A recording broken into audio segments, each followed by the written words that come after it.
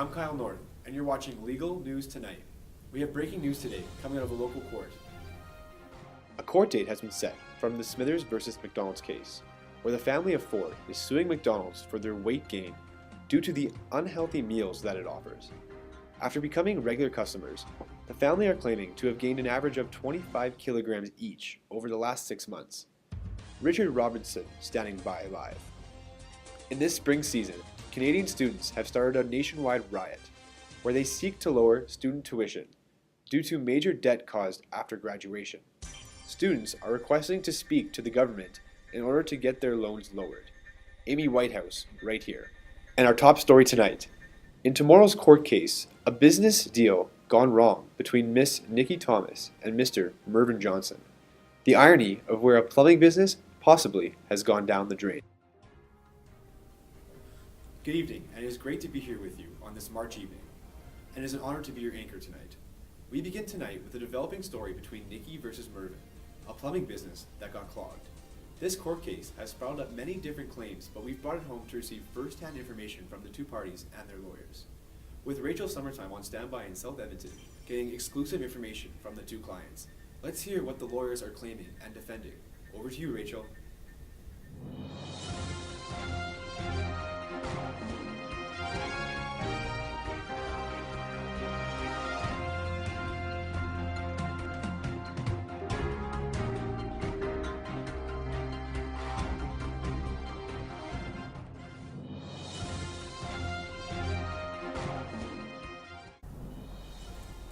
Good evening, Edmonton. Rachel Summertime reporting live in the studio, where we have some hot news. In the first room, we have Nikki and her lawyer ready to give us an exclusive interview on what really caused the drainage in their business. Let's take a look.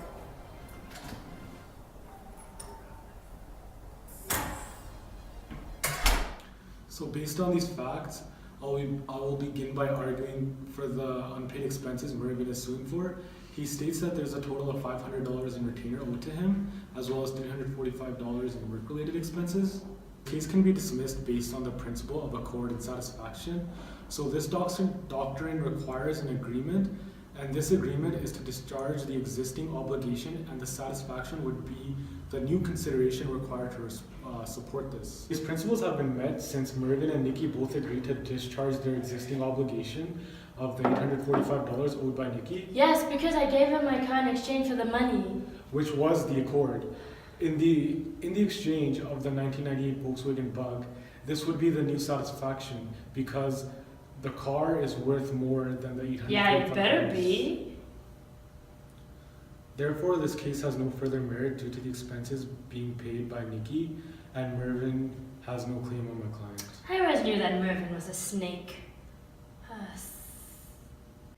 Based on what you've just told us, couldn't it be argued that Nikki gave the Volkswagen to Mervin as a way to reverse the original contract due to her failing to pay the outstanding funds? Alright, well, Mervin still owed my client a duty of honest contractual performance. Well, honesty is what you owed me. This is a general doctrine in contract law requiring a minimum standard of honesty in contractual performance.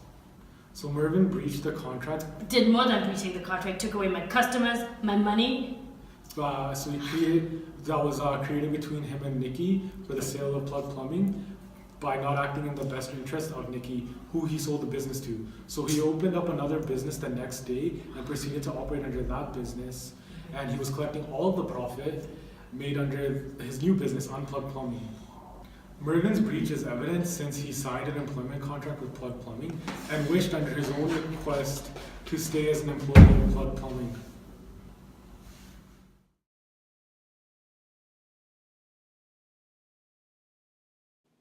Correct me if I'm wrong, but debatably, one can assume there is no restrictive covenant and Mervin had the right to open up the new business. And so... Okay, but the intentional tort of passing off was committed by Mervin. The name Mervin used under his new company is arguably similar to the name of the company he just sold to Nikki. The business sold to Nikki was named Plug Plumbing, and the new business opened by Mervin a day after was named Unplug Plumbing. This is similar to previous cases, and in those cases, the plaintiff was awarded damages amounting to the total profit generated by the business that was committing the tort of passing off. So in this case, instead of Mervin suing my client should be suing Mervin Exactly. for the total loss that she incurred by Mervin taking all the profit of Unplugged Plumbing.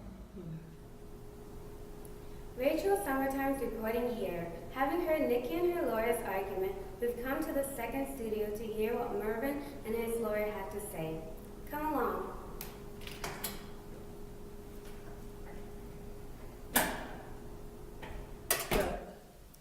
Based on the summary that we have heard circulating, I can imagine the immense pressure that's placed on your shoulder with this case. In this instance, it seems that the opposing party denies that Mervin fulfilled the principle of accord and satisfaction. This would be true. However, Nikki maintains that the exchange of the Volkswagen was not intended to be satisfaction of her debt of $845 to Mervin, but rather was intended for use as consideration in an agreement where my client was to take back the business Plug Plumbing. All the facts seem to pinpoint Mervin's failure to fulfill the duties of honest conceptual performance by opening another business similar to Plug Plumbing, which shows Regardless how... of my client's employment contract with Plug Plumbing, my client's act itself of opening his new business, Unplugged Plumbing, after the sale of the original company was completely within his rights.